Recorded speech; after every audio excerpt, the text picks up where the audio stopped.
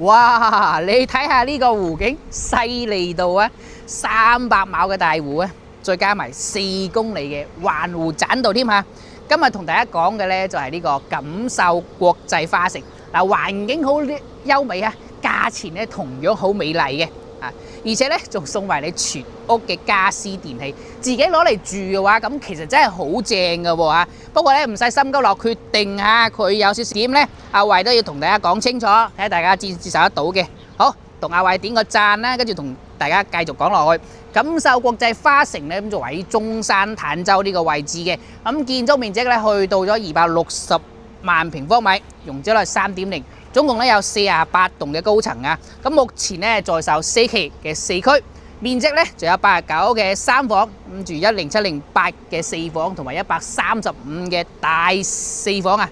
咁價錢咧就11000蚊到，帶埋裝修，預計係26年嘅年底交付嘅。不過咧，錦繡國際花城呢種係超級大本嚟嘅喎，咁單係戶數就過萬噶啦，而且分為5期啦，每一期仲分成唔同嘅地塊去開發。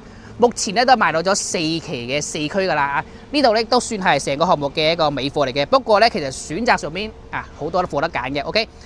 錦繡國際花城咧，其實佢都係一個國企嘅背景啦，所以佢喺呢個坦洲呢邊嚟講咧，其實都係好出名好知名嘅一個樓盤。佢有邊啲唔足嘅地方啊？依家同大家講一講，睇下大家接受唔接受得到啊！首先第一點，佢係異地用板房嚟嘅嗱，大家睇到咁靚嘅湖景，個窗成個陽台望晒湖嘅，咁呢個係我哋喺湖邊臨時搭建嘅板房，佢唔係我哋實際交付嘅樣式，所以實際上我哋冇去到實地睇啦，唔知道佢到時候交付嘅景觀、通風同埋採光同埋房屋嘅質量咧，會有差異嘅嚇，呢個大家要注意一下。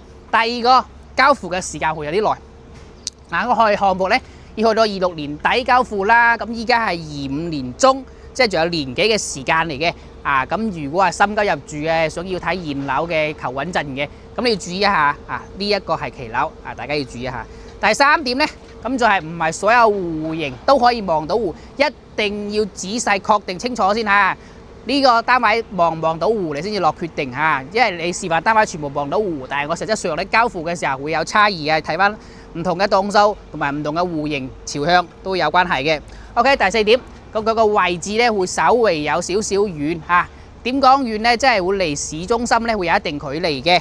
咁我哋平時日常消費咧，主要會依靠翻我哋項目自身嘅一個設施，我哋樓下街市、超市其實生活咧可以滿足得到。但係當然啦，你要去逛街、去大商場嘅、去珠海市區嘅、去關口嘅，要注意嗰個時間。你大致上咧要30分鐘往上先可以去到關口嘅位置嘅嚇，呢個要記住。第5個咧就戶型嘅選擇少啦。咁目前咧89啦、108啦、100。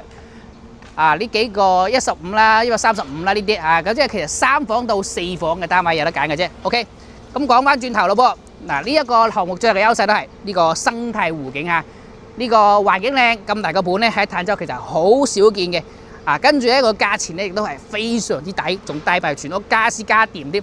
你真係想買套平嘢嘅高性價比嘅精裝修嘅項目，揀呢度咧其實係非常之 OK 嘅。跟住咧。佢仲有呢個港澳嘅直通巴士，其實咧我哋港澳朋友買咗咧，生活過翻嚟呢度住一下、度假一下、養老都係好方便嘅。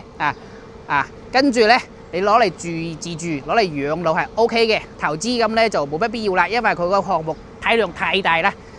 你等佢升值都唔知等到幾時啊！呢個加上呢個行情咧，亦都唔係好適宜去做投資。OK， 跟住咧你睇下你接唔接受到佢嘅唔好嘅地方。OK， 如果你仲想知道呢個樓盤適唔適合你或者係想知道更多關於坦洲嘅其他樓盤嘅資訊同邊個樓盤對比會有咩優勢會更加好定係點樣有咩購買建議都可以揾翻阿偉隨時可以聯絡翻我嘅電話號碼係68541334嚇。好，呢期節目咧時間差唔多啦，我係阿偉，我哋下期再見啦，拜拜。